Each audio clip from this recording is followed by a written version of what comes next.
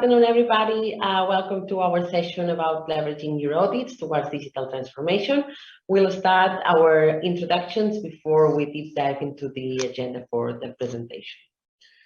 Then it is my honor to present my colleague, the VP of Quality at Qualifyze. She's Carla Peraferrer.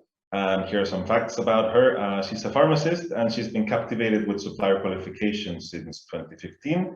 But she's also built our own internal quality management system, and she was the first member of the quality team, which has then grown from 1 person to more than 20. I think it's 25 now in a little less than 3 years, so that's quite remarkable.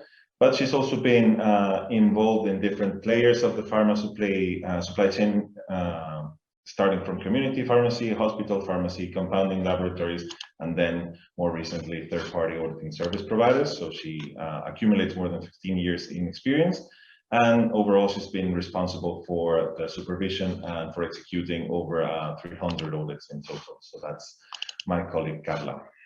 Thank you, Cesc, for the introduction. My colleague Cesc here is the head of quality at Qualifyze.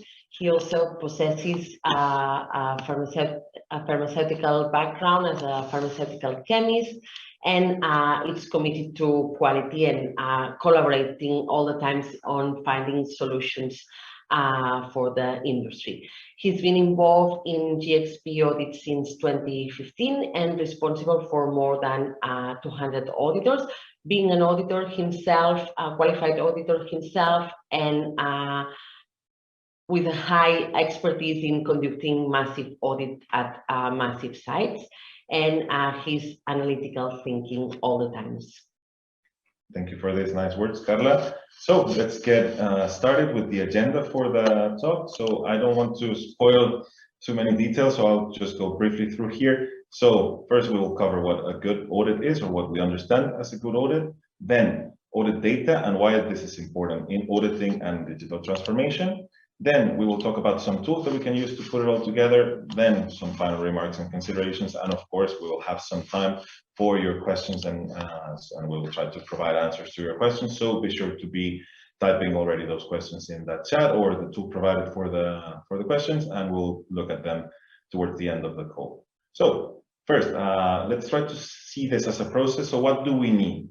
Where does this digital transformation start? So we always need a good audit. We need a good start. So we need a good audit.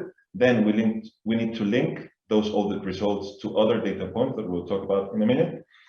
And then if we have the right tools to put all that data together and then extract conclusions from that, is where we will actually get something back from that data. Otherwise, it's just a bunch of information that is not giving us insights into what we need to have. So the first topic that I'd like to cover is what is a good audit.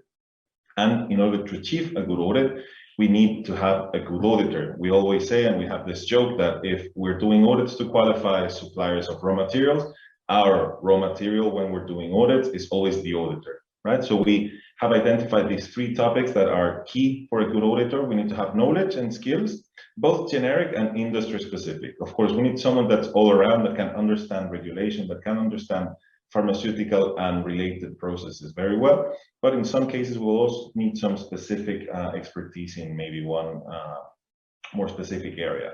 The ones we identified, for instance, is manufacturing of sterile products. We maybe have medical devices or clinical practice. So we always have a comprehensive view of things, but we also have a detailed view on things. So this is a balance that we're looking for in auditors, and that's what will make a good auditor. Then you'll only learn certain tasks and certain skills by doing that. Every time that you're doing a new audit, you're learning. So we're always trying to look for auditors with vast experience doing audit, and your best auditors are probably also the ones that have more experience doing audits. But it's a never-ending path. It's a never-ending journey about learning and keeping up to date to changes in regulations, changes in trends. Also, you have to be always very awake to these things. So that's also something you should keep an eye on. But these are only, like, let's say, the hard skills, but there's a very big list of also personal behavior attributes and soft skills that you should take a look at and keep into consideration. I will not go into detail with these. These are part of an ISO standard for auditing but you'll see very important topics there: observant, perceptive, assertive, and collaborative, but also have a very good management of time and have some leadership skills so that you can be guiding the audit and not the other way around. So let's not forget about also soft skills here. When you have selected a good auditor, then you will have to prepare for the audit. And the only way to do this efficiently is to be very thorough in the preparation. For those of you in the audience that have conducted audits, you know that the time during an audit is very limited. So that's only the 8 hours, 16 hours, maybe more if you're lucky, that you will be given to tour the site, to actually go into the processes and to actually understand documentation. But the time that you invest during preparation is time that you will win during the execution. So we like to split the preparation in these 3 big areas. So we need to have a good characterization of the products and services that we're trying to audit. We need to understand what we're auditing. Then if you're doing an audit, it's mostly for a reason. So you need to understand what the purpose of the audit is, what the relationship is that you have with the auditee, or that the customer that you're representing has with the auditee, because in the end, it's part of a business process as well. So you need to understand what the relationship is and what the purpose of the audit and the collaboration is. And of course, if you have previous audits or information about complaints or things that have gone wrong, or also things that have gone well, it's always good to have this information at hand and to make that relevant to assess the risks that you will be focusing the audit on. Then, if you look to the right, then you also need to understand the company that you're going to audit. You need to characterize the site, you need to know how big it is, how complex is the types of processes that are done there, maybe the types of products that are manufactured at the site, so that you can also include that in the risk assessment that you're doing before the audit. Then there's, luckily, we have the health authorities information, and you need to understand if one of the authorities has been there already, you will also already have some information about the compliance of these companies. Maybe some of them will be certified in ISO standards. You already can have that information at hand to have an idea of where the risks can be. And then, of course, if you are provided with some documents before the audit, and you can start already digging into this documentation and understanding the type of documents and records that are generated as part of GMP systems, that's already information that you have in your advantage when you go there and do the audit. And last, you have the resources online. So more and more information is being available online about maybe the services that they offer, the products that they manufacture. Of course, that'll be information that they create themselves, so you can already have an idea of how the company sees itself through their website, but also, like I mentioned before, information about compliance that's publicly available. You have several databases for this, which we will look at later. Once you have done the preparation, of course, you need to go there and execute the audit, and it has to be very efficient. Like we said before, you will only have limited time for this, and you will have to make the most out of that time. So it's important to introduce each other, to know who's doing the audit and for what reason, to set the tone for the audit, to review the agenda of the audit, and then don't extend that introduction for too long. Then we said in a previous talk that we had not long ago that you start writing the report already in the way that you're taking your notes. If it's very efficient, if it's ordered, if it makes sense, if you don't spend too much time writing but give enough information to that, then future you will be thankful when you have to write down the report. Then again, like we said about leadership, it should be the auditor managing the time, not the other way around, right?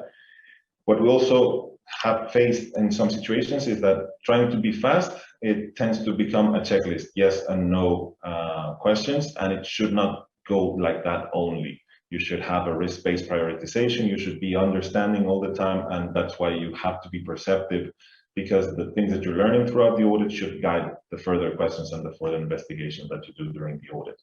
Then, having this skill to communicate directly and openly and very straightforward, that you're letting the auditee know when you have found something that that's a gap from the regulation, or that the auditor is not understanding, or that it's not happy with. It's better to treat that topic at the point so that you can still have some time while on site to solve this issue or to understand it better. And At the end of the audit, of course, you will have your wrap-up where you need to sum everything up. Take some time, takes 5 minutes before this wrap-up meeting to actually talk to yourself as an auditor or to your auditor team if you're doing the audit with more than one person, and then present that and talk about the next steps. Then, like we introduced before, you need to write an audit report, and it's important that before you sit down and write, you identify what's the purpose of writing this report. Again, you had a purpose for doing the audit, but also the report will serve a purpose. In some cases, the report will be written by the same person that needs to take the decision. So the report doesn't have to be too descriptive. You were already there, so you only need to put down on paper what you saw, probably the observations, probably what needs to be improved, but that's probably it. In some cases, you will have to write a more descriptive report because the auditor is not the same person making the decision, right? So you need for it to be more descriptive and for it to be useful for the person who's making that decision. And of course, we also have the report like the ones Qualifyze is doing for a third party, in which we are very strict about being very descriptive. We know that in some cases, the customers receiving the reports have never set foot on that site that we're describing. So we try to be very descriptive so that we have the assessment from our auditor and from our internal team, but also we let the customer reading the report make their own conclusions. The best way to do this is to present the report in a structured way, and that's something that's coherent, systematic, and standardized. So this is the structure that we have for our reports. You might develop your own structure for reports, but it's important that you're consistent about your structure for reports so that you always know where to find information more efficiently. We present an executive summary, just a brief summary of the audit, then the observations, which are always one of the most interesting parts of the report. We explain the purpose of the audit and the scope of the audit, who participated in it, what the company that we audited is, the GXP compliance evaluation, which we will detail in the next slide, and then, of course, appendices, extra documents. One of the things that we think is that standardization is what makes data extraction and comparisons easier. And if I may, I think not only makes it easier, but it actually makes it possible. If you have unstructured data, it's impossible to extract and compare that data. So this is the structure that we have for GMP items. This would be for a typical API manufacturer audit. I'm not going to go into the details of the sections because you know the sections that you're auditing. But if we keep this structure a higher level and then more detailed sub-levels, then you can start talking about standardization and probably data extraction and comparison.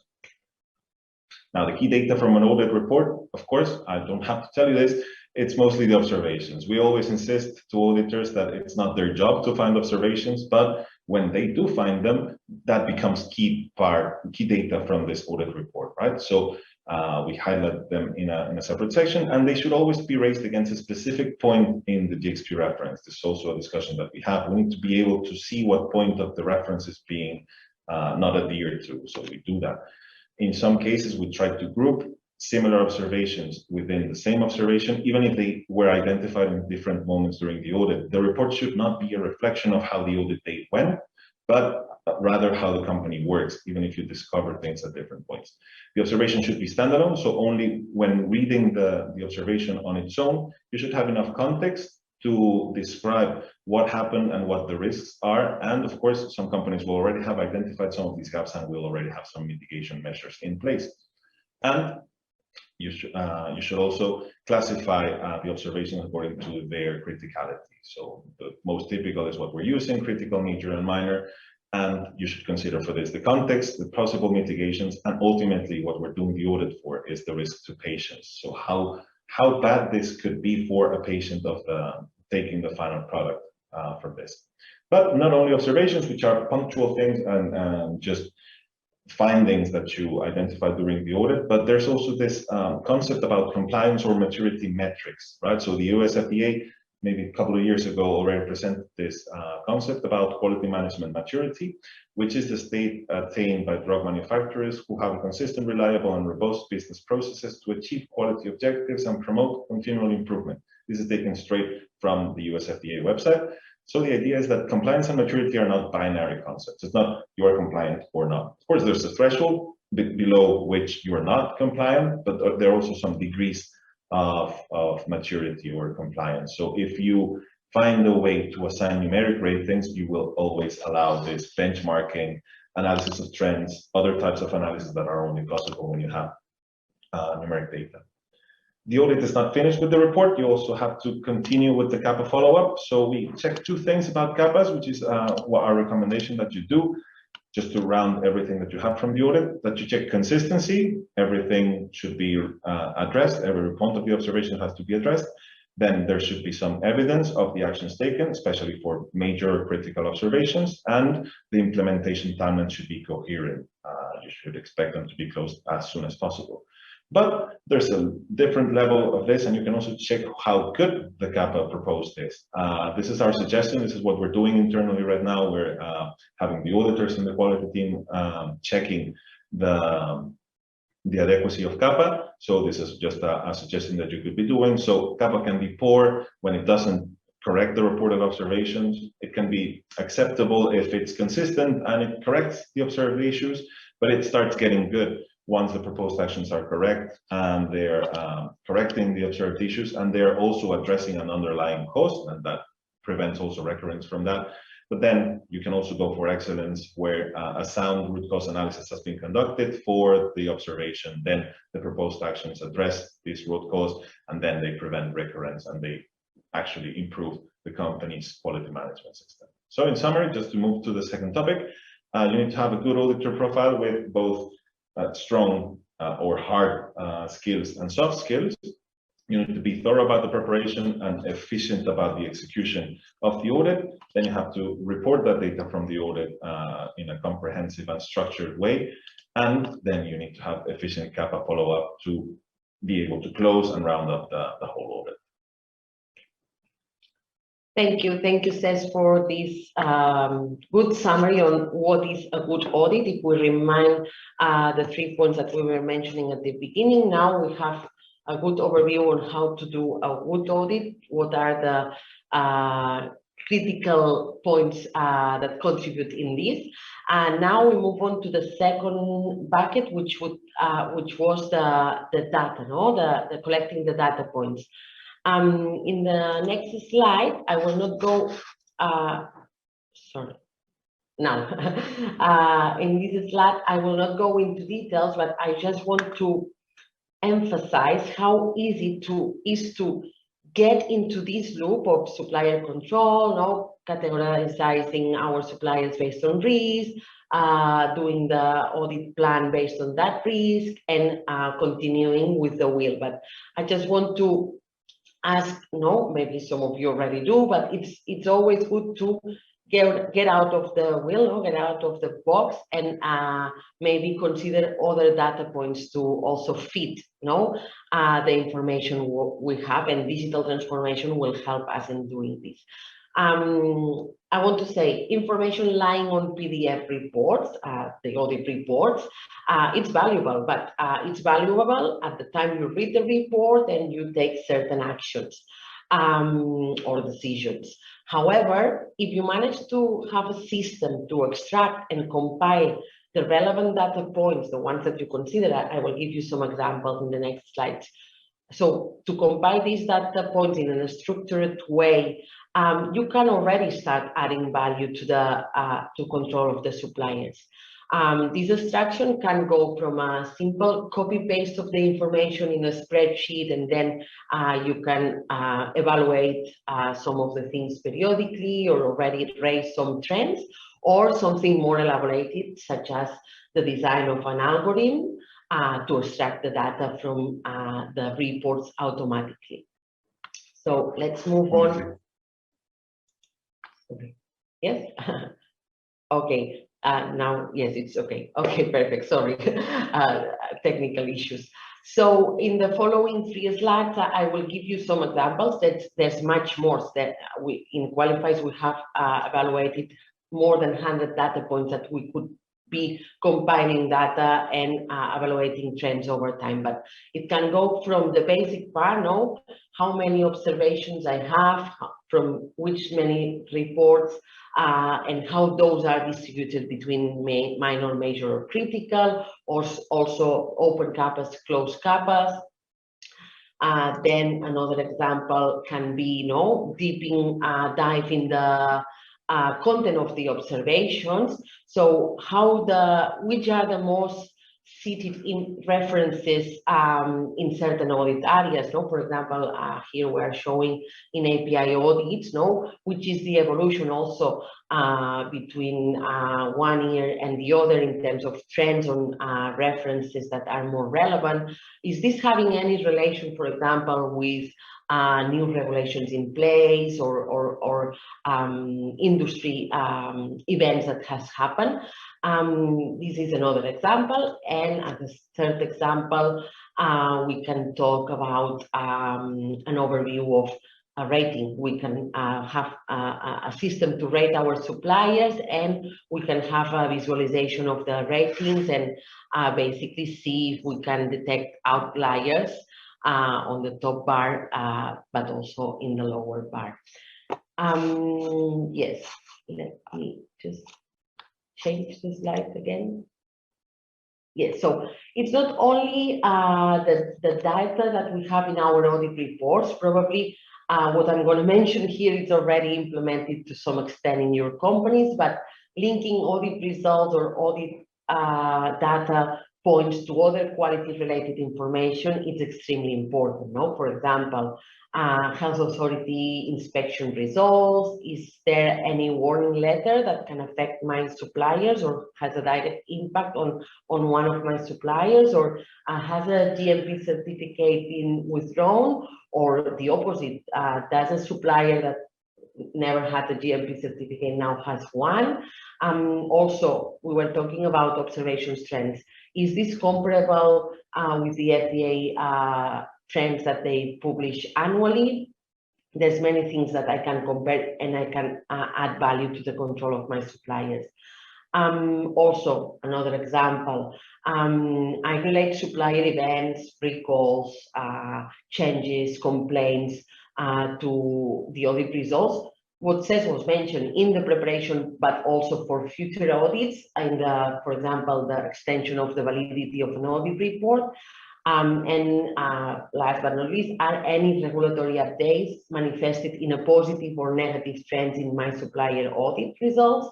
So those are other data points that can add value also in this analysis of data that we are talking about. Apart from the quality-related data points, do I consider also other data points? This is also, we are also at Qualifyze something that we have in mind all the time. So besides this quality audit data, are there any other data particularly relevant from other departments or to other departments to take certain decisions, for example, for procurement, for finance? That can be merged with the previous data that I was mentioning, and then we have an overall picture.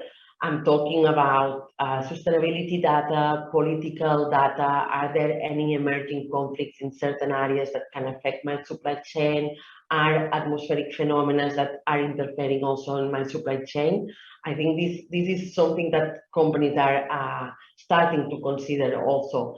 Also financial data on my supply chain, and any media news that can provide insights on how the industry is behaving. So yes, we've talked about audit.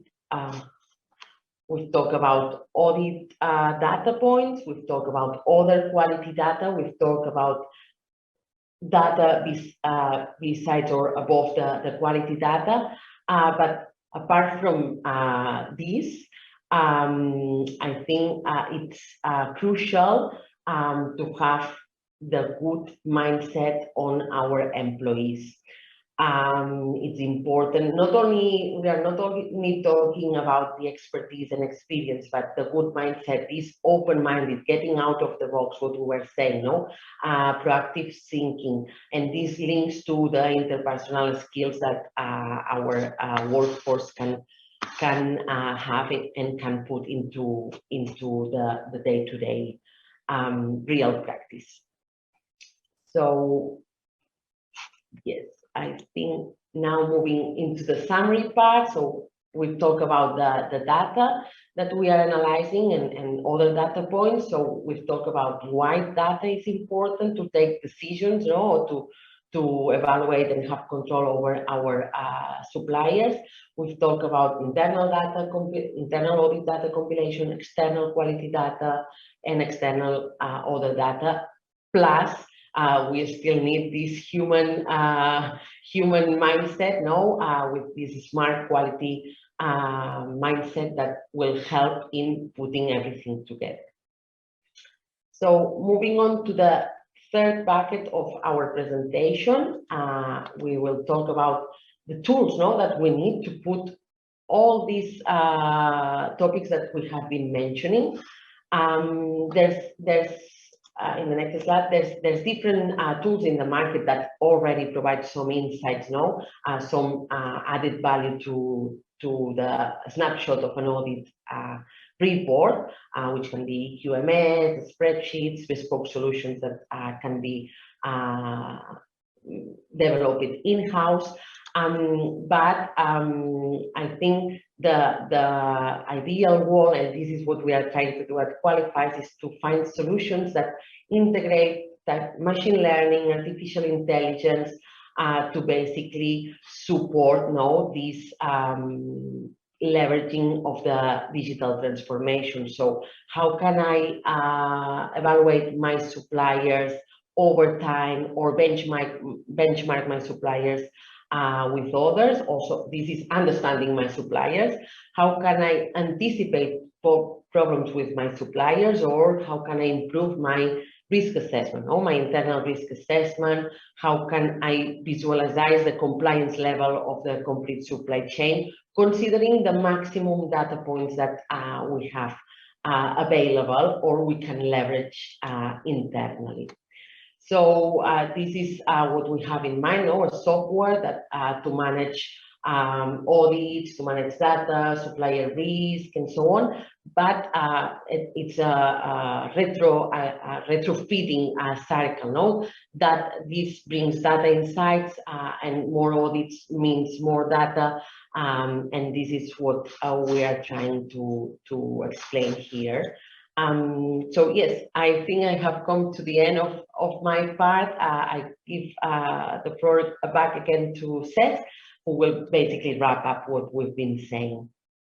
Thank you, Carla. So we tried to cover everything from the creation of audit results. We believe, and that's why we started with audits, that it's a great opportunity to actually get information from the place where things are happening. We're more and more becoming familiar with the concept of Gemba. This is not exactly the same thing, but you are going there to where things are happening. So that's your best opportunity for observation, and then you can get the insights from the place where things are happening. And then if you have good data from that audit, you're already several steps ahead, but that's not it. Sometimes, like Carla was mentioning, we're just focusing on having that data on a shelf, on a PDF report that will be ready in case the authorities come here, and then we're not using that anymore. So just to sum everything up, and some final considerations about this, we have this old approach I was talking about, and we need to do this change of paradigm in supply chain management, right? So if you're only auditing, you're already doing something that you're supposed to be doing, and that's already a very good start. But these audits are very discrete snapshots of a single supplier. So you're taking one supplier, isolated from everything else, going there on 1 day, 2 days if you're lucky, 3 days if you're Superman. Then you go there, you do an audit, you get a picture from what things look like when you're watching. Of course, we also know that. And then you put that into a report, you put that on a shelf, you let the authorities read it when they come and inspect you. But that's just data that's not being integrated, and it's not being connected to other points in the supply chain. More and more supply chains become complex, more and more they become affected by other things rather than just what is going on during an audit. So if we manage to integrate this data, we'll already have a big advantage as well. And like I was saying, compliance as a binary concept. So it's not, okay, you pass, you don't pass. This works because you need to have a minimum for the quality units to be able to approve a supplier, which is the GMP requirement. But you will know, and you probably already have a feeling for your own suppliers. You know which ones are performing the best, which ones are the examples, which ones are best in class that you should be modeling the rest of your suppliers against. So maybe if we have a way to put these parameters into numbers, and we put this into scales, into gradients, and into maybe what should we do to go from a 3 to a 4, or whatever numbers you're using to capture this. So just moving out from the binary concept of compliance. So moving to the right of the table, what we need for this digital transformation and what it will bring. So you can probably be doing a continuous monitoring of the complete supply chain. Every day that you're interacting with a supplier, or using products from a supplier, or getting services from a service provider, you're getting new insights, you're getting new information. And if you can integrate that into what you already have, you're doing a continuous monitoring of that. And it's not an isolated manufacturer, but rather the complete supply chain.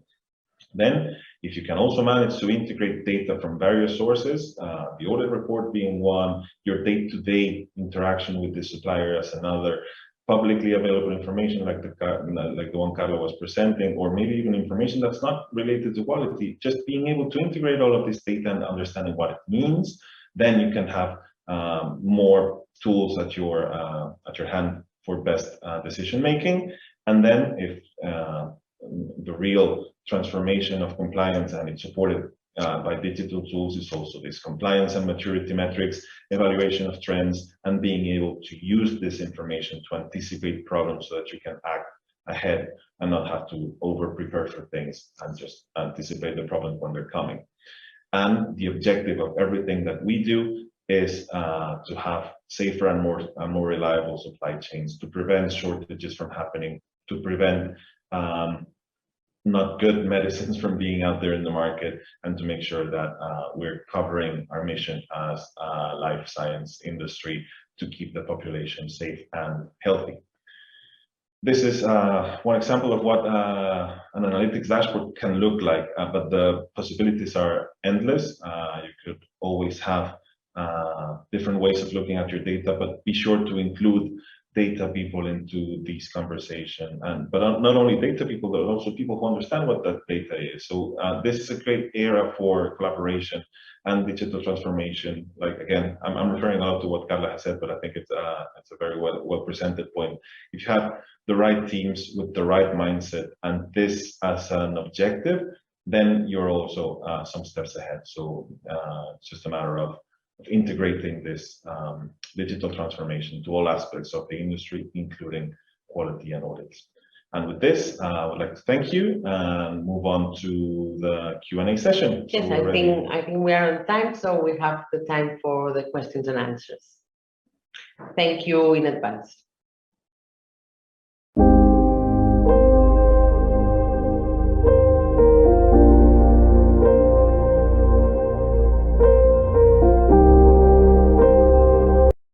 Good afternoon, everybody. Welcome to our session about leveraging your audits towards digital transformation. We'll start our introductions before we deep dive into the agenda for the presentation. Then it is my honor to present my colleague, the VP of Quality at... Okay, we had some technical issues. Oh, there you are. But hey, it's live television, well, television, you know what I mean. Thank you, Carla, and thank you, Cesc, for this very informative. Oops, we're losing you there. Okay, well, I shall continue if you are... All right. If you are joining us right now, welcome to you all. We are in the midst of the second day of the Smart Quality Summit 2023, and today is World Quality Day. So isn't it fantastic? We are very excited, and especially Cesc and Carla. Thank you for being here as well from Barcelona. So we will proceed with the poll questions, and you can attend to the poll by scanning the QR code. Meanwhile, you can also ask your questions. And the first question is, we would like to know, what is your role within your company in the pharma supply chain? Marketing authorization holder? Are you a contract manufacturing organization, finished product distributor, raw material manufacturer, raw material distributor, a service provider, or a consultant auditor? Let's see who we have here in our audience. Might be interesting. Really distributed. Yes, but we have to wait wow. because there's always a delay in the answers, so let's wait a little bit longer. Apparently no raw material manufacturer or distributors. And we're probably facing more of the late part of the supply chain here in the audience today. Oh, now we have a minority, but they are there. Yeah. So everyone is represented in our audience. Nice, very nice. So And maybe the distribution of different stakeholders. yeah, absolutely. Was it something you did expect, Carla? Yes, I think so. Probably, as Cesc was mentioning, more assistance towards the last part of the supply chain, but definitely representation from all the stakeholders. Yeah. All right. Thank you for sharing this with us, dear audience. Let's go to the second question. Which are your main challenges when integrating data points? Diversification of tools, hybrid systems like paper and electronic, or different stakeholders' need?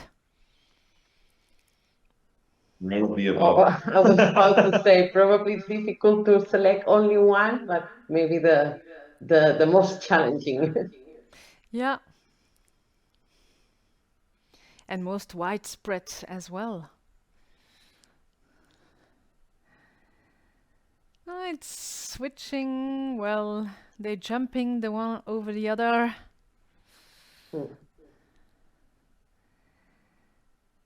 And votes are still coming in. There's a tendency towards the hybrid systems. Hybrid systems can also include the diverse tooling, so Yeah. Okay. Thank you for your votes here. Maybe we can move on to the third question. Which of the good auditor traits do you consider most important for digital transformation? Being observant, perceptive, being disciplined, the ability to create an environment of trust, the ability to plan and organize work effectively, the effective communication, or formulating and rephrasing questions correctly. also here I think it's difficult to select only one, but yeah, indeed.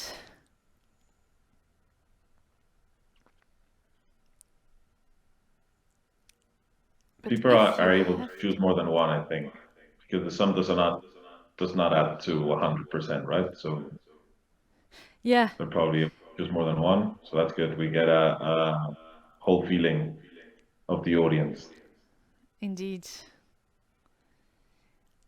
So effective communication is a very important trait. And discipline, people are not voting. Now it's increasing, but I think to have a structured data, it's important to be disciplined as well. I don't want to influence the voting. Okay, but this gives a good profile, I believe, of a good auditor. But you would put disciplines higher in the hierarchy, Carla. I would definitely select discipline for if we are talking about digital transformation. I think one of the challenges would be like structured data, so discipline comes to structure. It's the reading I do, but I don't say that the other ones are important at the same time. Okay, and Cesc, what is your preferred trait? I think I would have chosen all of them. And the combination of the different measures, of course, what Carla was saying, the only way to maintain structure, as I was saying, the only way to extract data and to be able to analyze it is to have structured data. So you require some, of course, effective communication. After all, you're sharing information, but keeping this discipline for the structure to be consistent is also a key part of this. All right, we will remember. The fourth question, are there data specialists in your QA team? QA and auditors or none? It would be interesting to, yeah, none. It would be interesting to keep this question also for maybe a couple of years when this continues to roll and to grow in interest. We might be having more and more data specialists in the teams. We do see some that have maybe.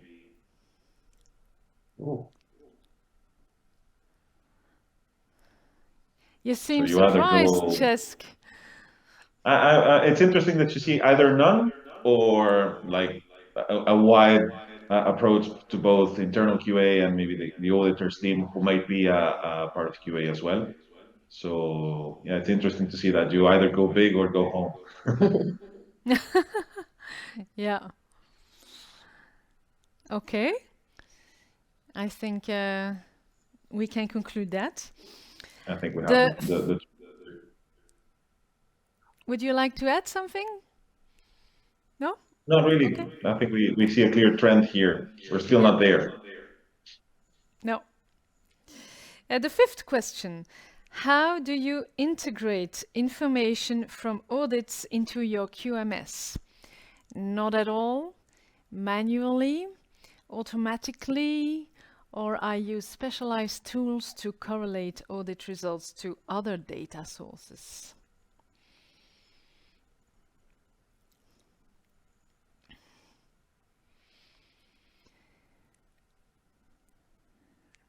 There's a delay.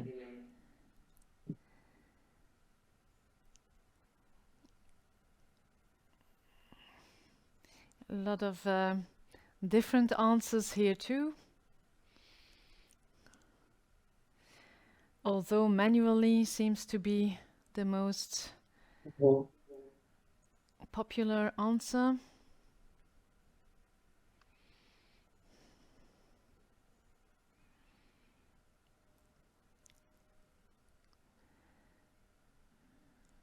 Big chunk of the population are keeping their suppliers audited or keeping those reports in a shelf whenever the authorities come in.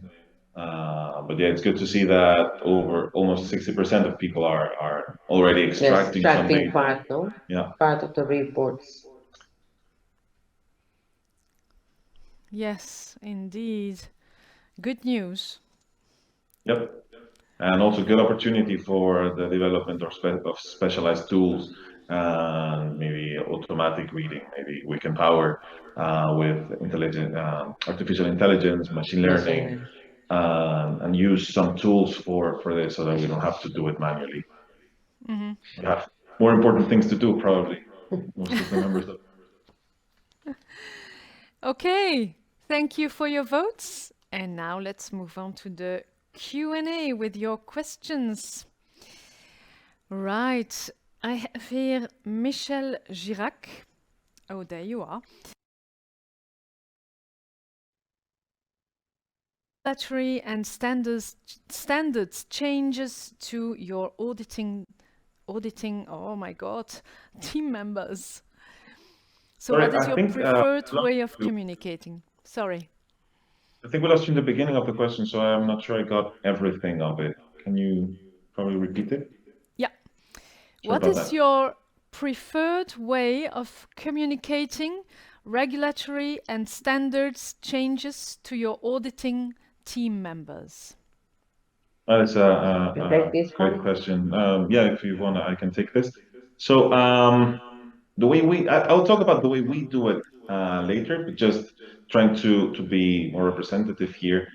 We do know that auditors are most of the times part of your own team, so they're also always looking outside to see what's trending. Also, the authorities are very good at communicating what is being worked on, and they publish the draft, so you can have an early access to that and you can comment them. So everyone in the environment is always looking outside and knowing about these things. And also one of the things that we know is that the more audits that you do, the more you are in touch with the concerns of the manufacturers. So you know what is the challenge, you know, oh, there's this regulation coming and we're struggling to stay up to date. And then auditors can use that in their future audit. So the more active you are, the better.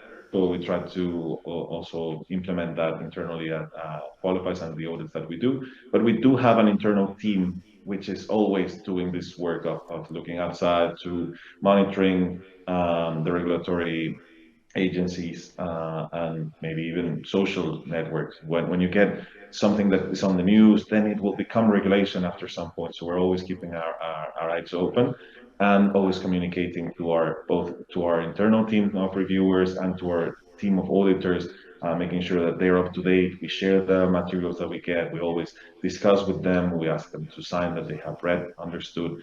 So preferred way, open communication all the time, discussion, and always sharing what we hear whenever, even if it's small, always share it and always discuss it with someone else who may have another experience. I don't know.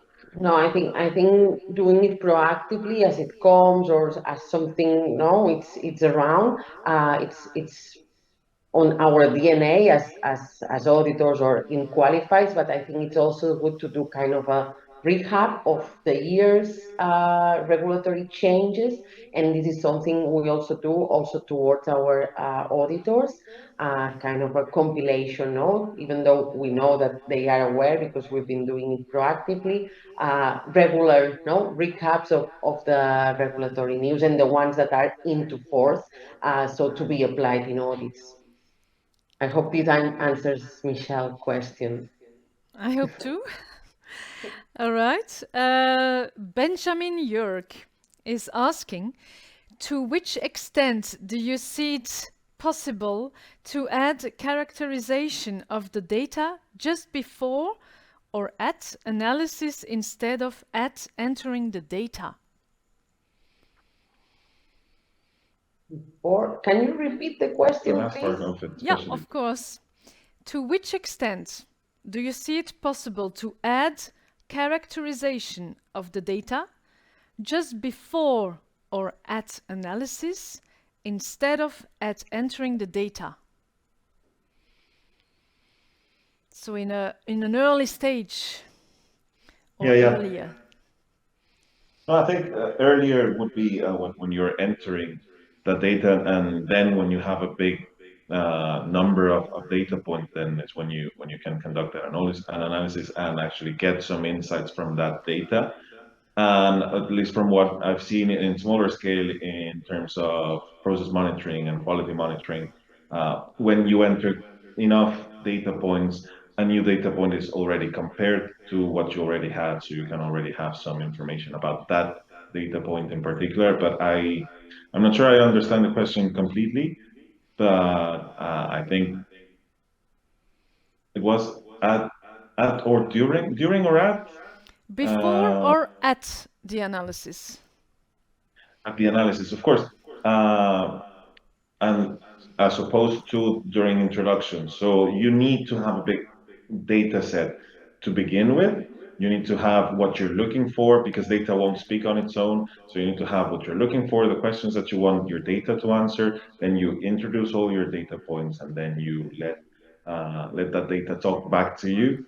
But it's probably it requires a bit of entering the data, a bit of analysis, and then continuously making the model work for you. Again, I don't know if you want to add something.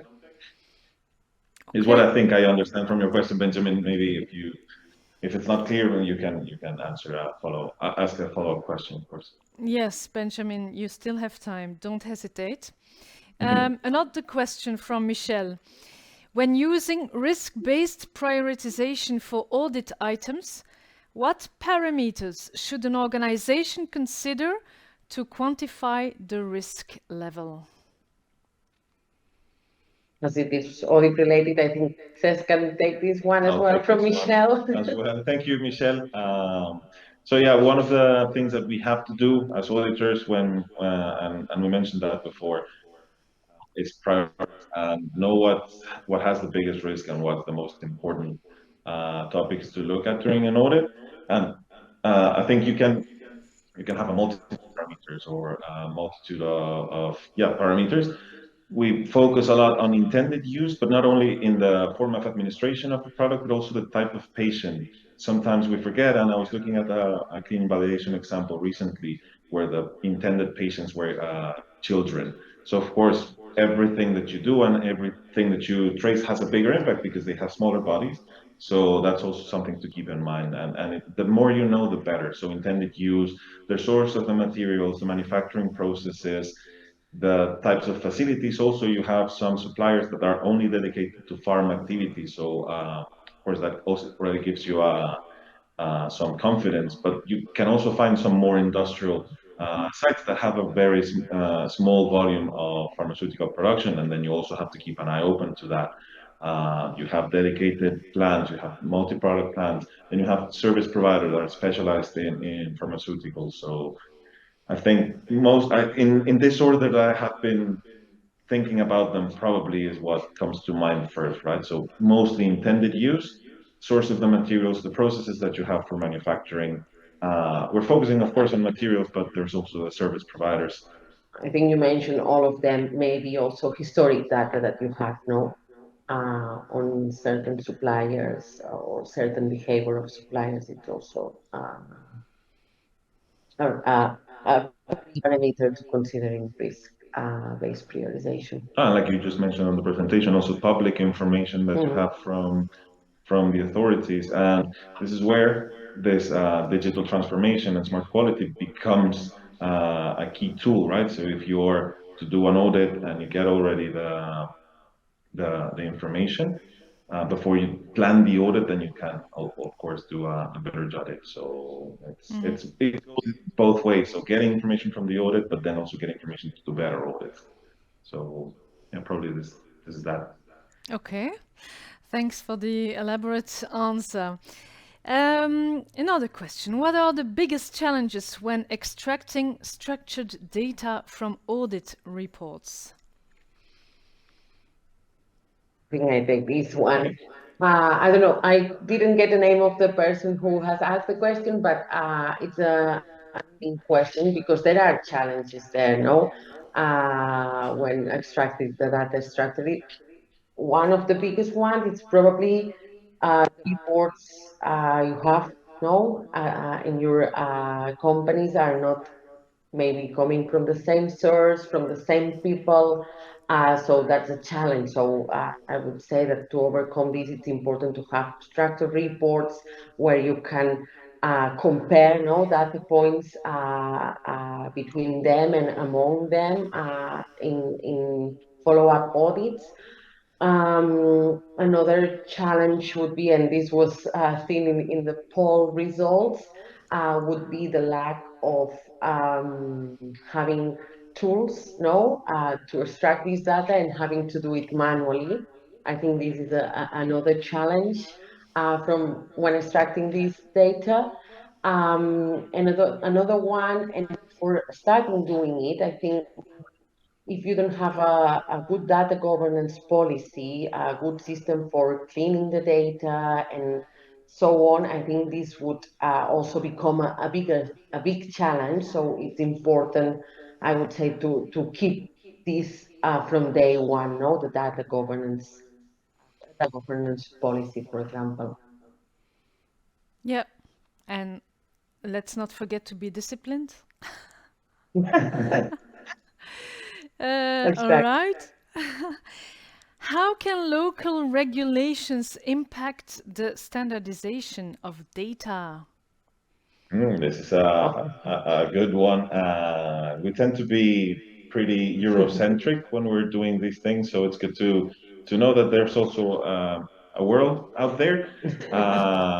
And of course, the different structuring of requirements, different guidance text that we're using. Well, I just went in straight to answer this one because I love the question. You take it. And this is something that even without going into the data topic, just focusing on what we do for audits, this is some discussion that we have often, so that's why it's hit a nerve when hearing the question. And I think the job is already being done by the regulators. Regulators know that this is a globalized world and that we might be sourcing materials and even pharmaceutical products from abroad. So there is a big from authorities and from the industry itself to provide standardization of the different regulations. And I've heard this from an auditor, there are only a number of ways you can do things right. Right. Of course, there are variability. There's different interpretations of guidelines. There is one way of doing things right. So regulations will not be too different from each other. But I think the best thing that you can do is, again, going back to the discipline topic.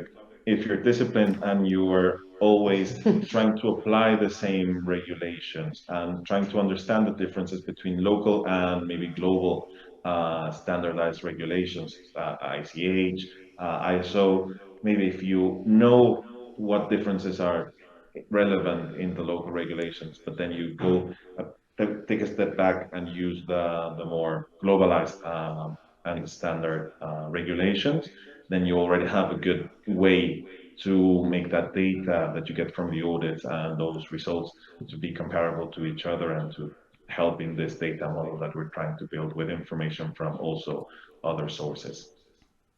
Okay, right. Thank you, Cesc, for the answer. Benjamin has reacted, so we get a clarification on his question. He says, I was trying to say, can you try to characterize the data provided from other process during an audit? So not just cleaning up data, but also add tagging and labels. Oh. I think I have an idea. Well, you go on. It's a bit related to one of the questions away, of the challenges of extracting data. I don't know if I get the clarification. No, it was related to the question from from Benjamin. Yes, but I was linking to another question that I answered. Okay. But yes, you can go on if you want. I think I'm trying to think of how the future will look like. And of course, if an auditor is capable of integrating that in their heads during the audit, that'll be something. I think, and linked to what Carla was probably thinking, you need to do this in advance. So the information from other sources should be integrated, should be analyzed, should be worked on before the audit so you can do a better audit, and then coming back from the audit with more data points to feed that data model again and to redo the analysis. I think in the future this might look more like some artificial intelligence powered auditor that can do this on the go, or the Superman that I was talking about before during the presentation. I think it's complicated to have the tools on site. We know how limited time is during the audits and how rushed everything is. So that's why preparation is key. Having all the data from other sources before the audit, using that during the audit, and then refeeding the model. Sorry, maybe not during the audit, which might be more challenging, but also while reporting the results, while writing the audit report, probably integrating these other data would be also a future to consider. Okay. And part of the mindset thing that Carla was mentioning and that we used as part of the poll questions, if you as an auditor are already thinking about how the data will look and adding these labels that I think Benjamin was mentioning, I think you can also grab the data already with this intention. So that's why it's a change of mindset, what's very important for all the teams. Okay, thanks. Another question from the audience: how big should a data set be in order for data not to be biased? Interesting.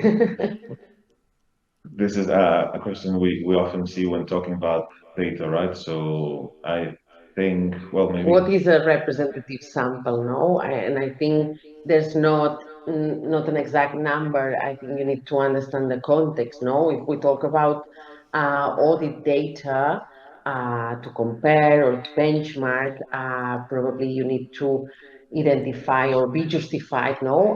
The data set by the type of audit or the area you are analyzing or the market size itself for that particular audit type. I think it's important, no, to do this exercise before analyzing data is to consider, is my sample size representative? Would this be, would the result of this analysis or be added value or not? I think that's the important key to basically use scientific approach as always to basically identify. Aren't there any rules of thumb we can use? One more data point. I think I once heard someone specialized in data analytics say, and I really like how he said it, you have to understand and acknowledge it will always be biased. There will always be some bias because of what you decided to look at and how do you decide to make the model and how do you decide to integrate this. So there will always be a bias and there will always be one more data point that you can add. There, maybe we were looking at the polls, right? And it's a very similar and very simple example. After you get some answers, you already know where things are going to, and then you can start trusting your data. But there's always more. There's always more you can do. There's always more you can look at. There's always more questions you can ask to your model. So, how big? Bigger. The bigger, the best, the better. Yep, absolutely. Okay. Well, I think we have covered most of your questions, and time is running out. So, would you like to add a last thing, maybe last takeaway, tip or trick, Carla and Cesc? Yes, I think we did this briefing at the end of each of our sections, but I would say that the integration of machine learning, artificial intelligence holds a significant potential for boosting the supply chain control, improving efficiencies, and increasing effectiveness. Yeah, absolutely. Something else great. Just a note for future everyone here in the audience. Some of the questions of the poll, I would really like to recover them in 5 years' time and see how this has shifted. I think efforts like this summit, efforts like what we're trying to do here are indicators of the industry moving in this direction, and hopefully and surely the results of the polls in the future will be different. So we look forward to that future. Okay, so Cesc, we will definitely invite you for the Smart Quality Summit in 2028. You know where to find me, so I'll be glad to be here again. We know it. Okay. Well, thank you both for being part of this summit. Bye. Pleasure. Bye. Bye.